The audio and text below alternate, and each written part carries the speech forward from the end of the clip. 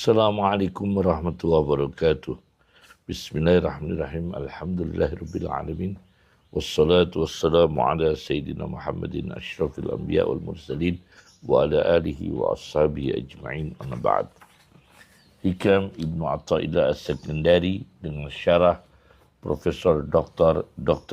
Yusri Rushdi Irsyadul Bariyah dengan syarahnya di halaman 261.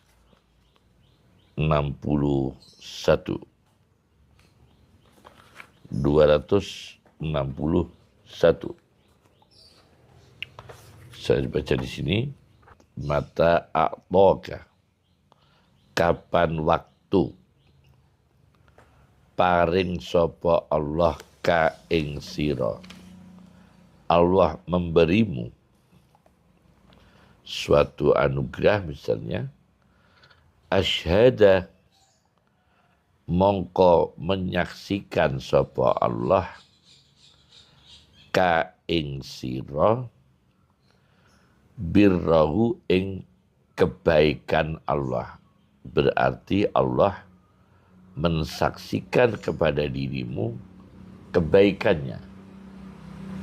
Anugerah diberikan kepada kamu, rezeki, kesehatan, ilmu, anak yang saleh, sukses. Yang kedua, wa mata mana'a, lan kapan waktu nyegah sapa Allah ka ing sira, asyhada, mongko menyaksikan sapa Allah ka ing sira, menyaksikan qahrahu ing perkasanya Allah, otoritasnya Allah, maksanya Allah. Qahrahu, maksanya Allah, kekuasaan Allah, keperkasaan Allah. Artinya, kalau Allah mencegah, artinya tidak memberi rezeki, tidak memberi kesehatan, tidak memberi kecukupan, maka Allah menyaksikan kepada dirimu akan keperkasaannya. Kalau memberi, Allah menyaksikan kepada dirimu kebaikannya. Di sini Al-Bar dan Al-Qahar.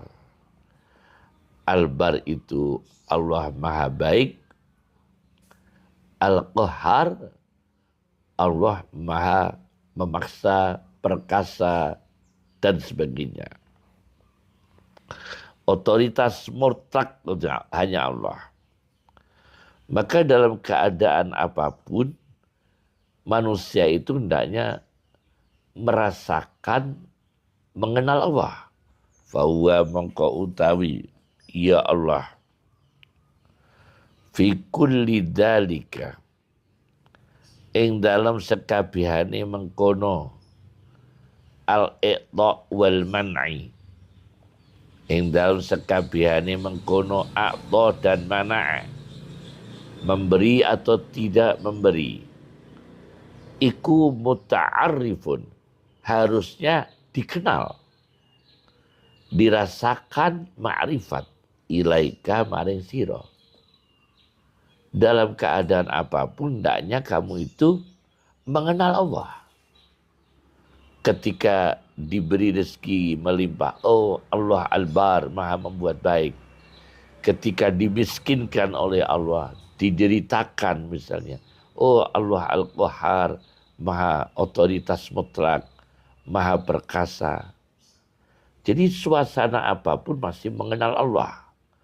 Wa muqbilun, lan madhep, biwujudi lutfihi, kelawan wujude lembute Allah, lutfi, alaika ngatasi sira. Nah, ini hanya orang yang tertentu bisa merasakan kemarifatan kepada Allah dalam keadaan apapun, termasuk merasakan latifnya Allah, maha lembutnya Allah, maha kasih sayangnya Allah. Artinya dibalik tidak memberi itu ada kasih sayang.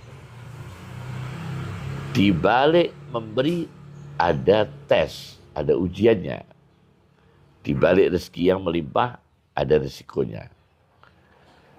Dibalik dimiskinkan, dideritakan, muncullah tawadhu, muncullah kepasrahan kepada Allah, muncullah istighfar, muncullah taubat dan sebagainya. Jadi lutfinya Allah itu juga harus dirasakan. Ya. Nah, dalam hal ini Sayyid Dr. Yusri Rusdi mengatakan di sini, fala ta'budhu min ajlin nawal, maka jangan ibadah kepada Allah hanya semata-mata karena ketika diberi ingin mendapatkan pemberian. Tidak baca waqiah kalau tidak dagang. Begitu dagang, baca surat waqiah. Ya memang kalau di logika daripada tidak baca sama sekali, tetapi membacanya surat waqiah ini hanya semata-mata pemberian. Rezeki, uang melimpah, dagangan laris. Kemurnian ibadahnya belum terbukti ya.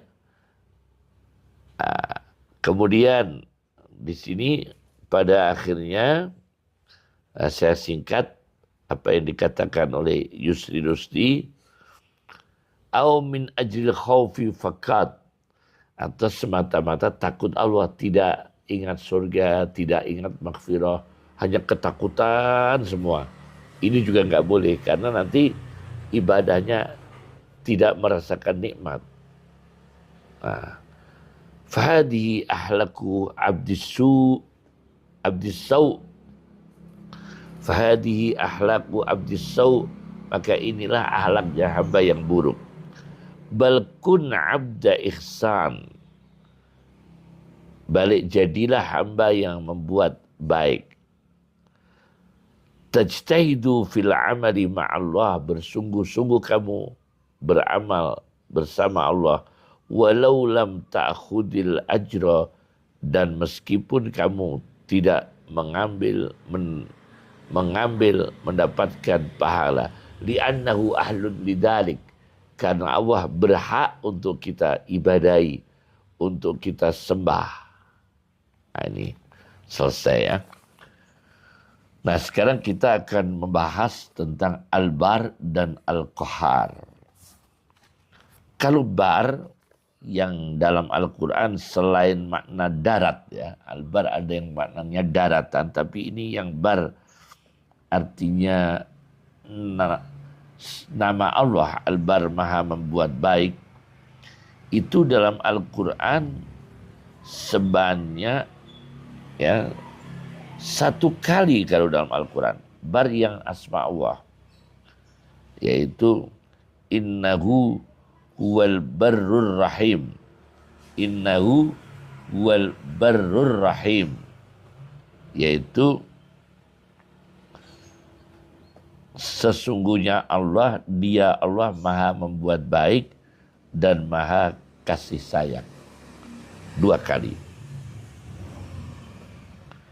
Ini di surat At-Tur ya, di surat At-Tur ayat 28. Kemudian kalau kita baca Al-Qahar, ya, Al-Qahar ini terdapat 6 kali dalam Al-Quran. Allah disebut Al-Qahar 6 kali dalam Al-Quran. Sekarang kita diskusikan. Ada sebuah kitab. Di sini ada kitab Ini kitab apa ini? Disertasi doktor ya. Magister. Ini tesis ya. Sebuah tesis magister dalam bidang tafsir dan ulumul Quran oleh Doktorah Sofa Mustafa, seorang wanita ahli tafsir, berjudul Asraru Khatbil Quran bi Asma'illah Al-Husna. Rahasia-rahasia penutupan ayat-ayat Al-Quran yang ditutup dengan asma Allah yang maha baik.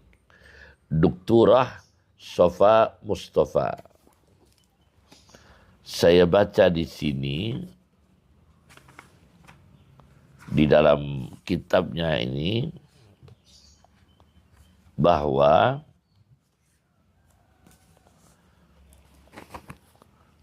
yang kata rahim dalam Al-Quran itu 114 kali di halaman 232. Kata rahim dalam Al-Quran di halaman 232 kitab ini, Asrarul Khatbil Ayat bi Asma'illah Al-Husna, 114 kali dalam Al-Quran rahim.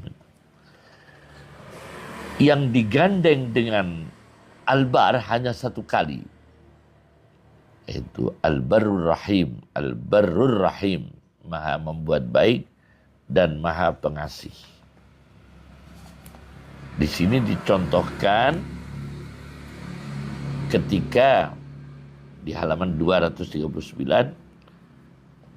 Rasulullah SAW kedatangan tawanan perang.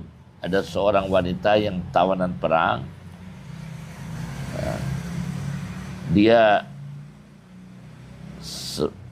dalam keadaan memproduksi susu ASI, air susu ibu. Wanita ini dalam keadaan produktif air susunya.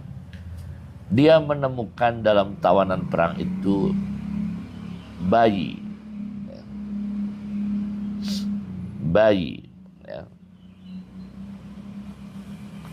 Ternyata bayi ini kemungkinan besar anaknya ini, iya kelihatannya ini anaknya sendiri. Lalu dia ambil, lalu dia menyusuinya. Rasulullah SAW bertanya kepada sahabat, apakah kalian melihat wanita ini? Kira-kira apa tega melemparkan anaknya dalam api? Para sahabat menjawab, tidak ya Rasulullah. Dia tidak akan tega melemparkan anaknya dalam api. Kata Rasulullah, lallahu arhamu bi ibadihi min hadihi bi waladiha. Sungguh Allah lebih kasih sayang. Kata-kata ini, lallahu arhamu, maha kasih sayang, lebih kasih sayang pada hambanya daripada wanita ini kepada anaknya. Nah, berarti kasih sayang Allah tidak bisa terukur, ya, tidak bisa terukur. Di balik penderitaan itu masih ada lutfinya Allah. Di balik sakit manusia, di balik miskinnya manusia, itu masih ada kasih sayang Allah. Kalau orang ini ma'rifat, mengenalnya, memikirkannya, merenunginya, mungkin akan ditunjukkan dosanya, mungkin akan ditunjukkan jalan taubat, mungkin akan ditunjukkan pada husnul khatimah. Kemudian saya baca karya Dr. Ahmad Asyarbasi yang punya kitab Yas'alunaka fid dini wal halaj. Yas'alunaka fid dini wal hayat. Sebuah kitab ensiklopedia Asmaul Husna, mausu'ah lahul Asmaul Husna.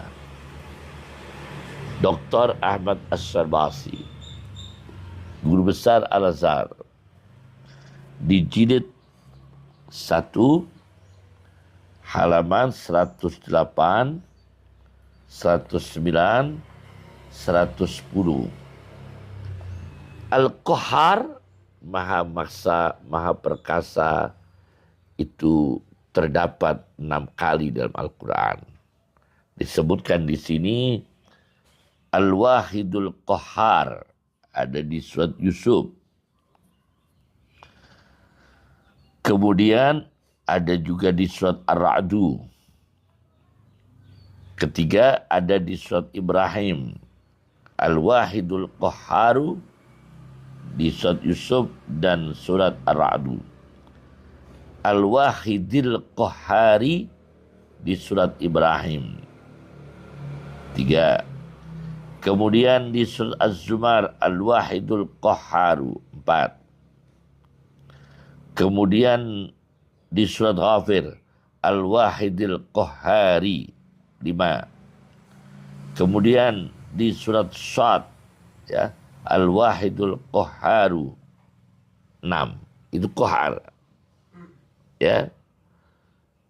Kemudian di surat Al-An'am itu Al-Qahir.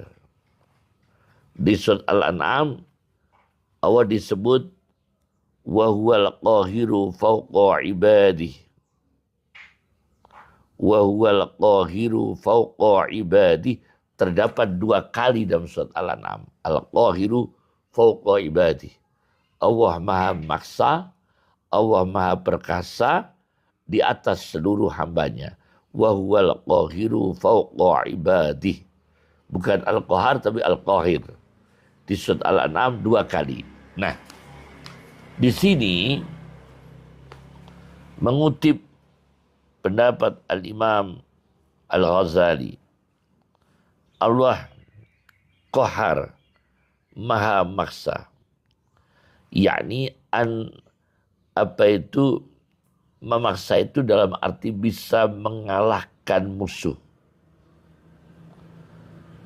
Al-Qahar, kalau Allah mengalahkan seluruhnya makhluk, tidak akan ada yang bisa mengalahkan Allah.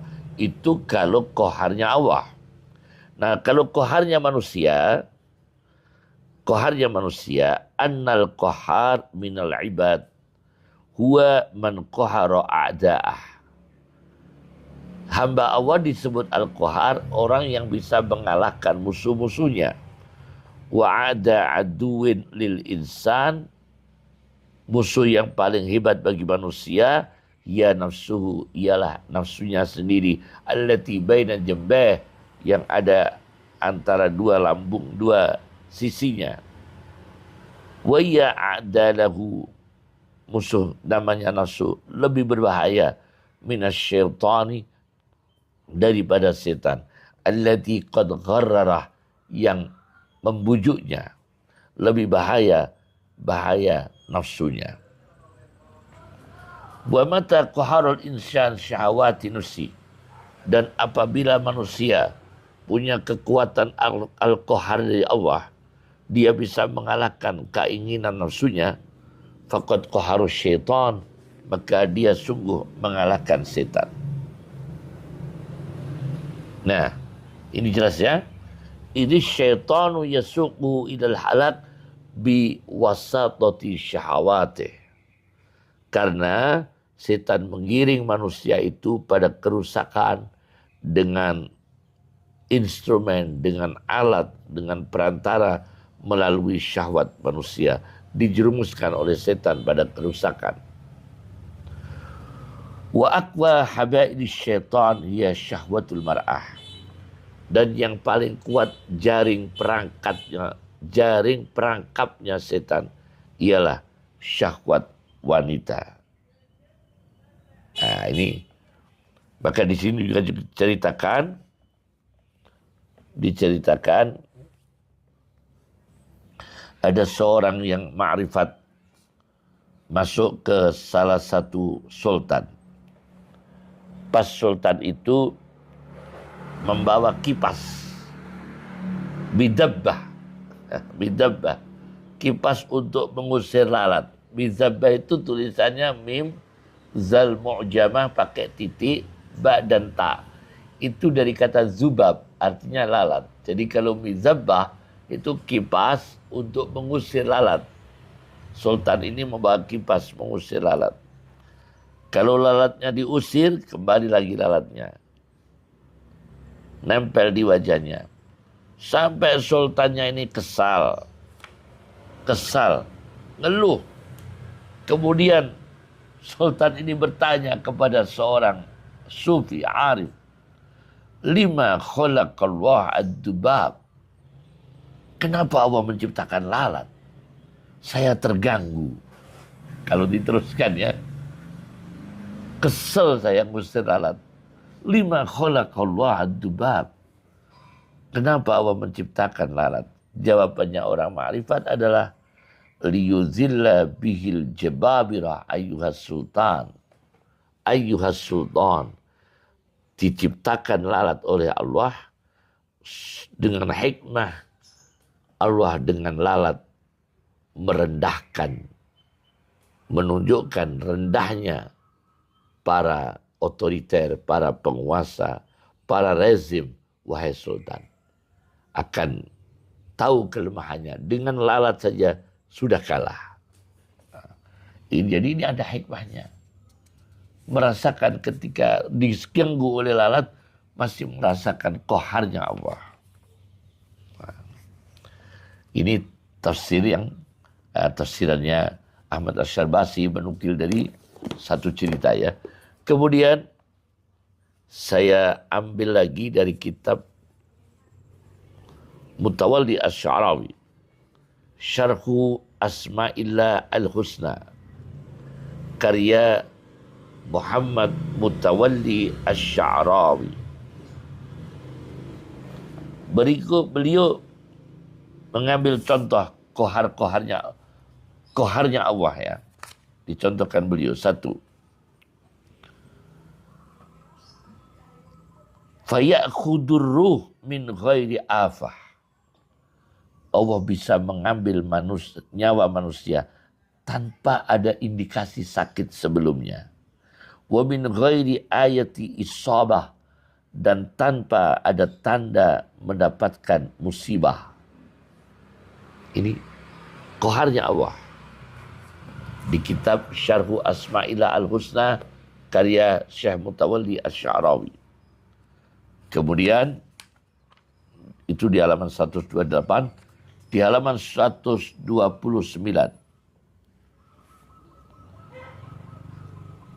Mayyad'u kumbulatan tahtal imarah al-'aliyah wa yaqharu man fiha. Orang yang meletakkan kumbulah, yaitu bom. Kumbulah itu bom ya. Mayyad'u kumbulatan, meletakkan bom, tahtal imarah al-'aliyah, di bawah bangunan yang tinggi, wa yaqharu man fiha. Orang ini bisa mengalahkan, bisa menghancurkan seluruh penghuni bangunan yang tinggi itu. Karena apa?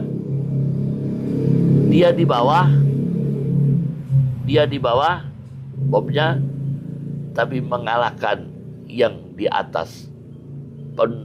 Penghuninya ada di gedung-gedung di atas. Berarti fal qahru la yaqtadi al-fauqiyah al-makaniyah. Maka mengalahkan itu tidak mengharuskan posisi dia ada di tempat atas. Dia berada di tempat atas dikalahkan oleh bom yang di bawah. Maka arti di atas itu bukan berarti Allah berada di satu tempat atas, bukan. Idan fal fauqiyah al-muradah ya fauqiyatul isti'la. Maka arti Allah di atas, fauqa ibadi, di atas, namanya bukan berarti Allah ada di atas kepala kita, bertempat di atas kepala kita. Bukan begitu. Bukan tempat. Ia fauqiyatul isti'la. Tapi di atas dalam arti di atas, tinggi di atas kita. menang di atas kita, menguasai di atas kita. Nah, inilah jelas sudah semua ya tentang rahasia apa yang disampaikan oleh Hikam Ibnu Athaillah As-Sakandari, hikmah nomor 93 ya. Tadi ini hikmah nomor 93. Assalamualaikum warahmatullahi wabarakatuh.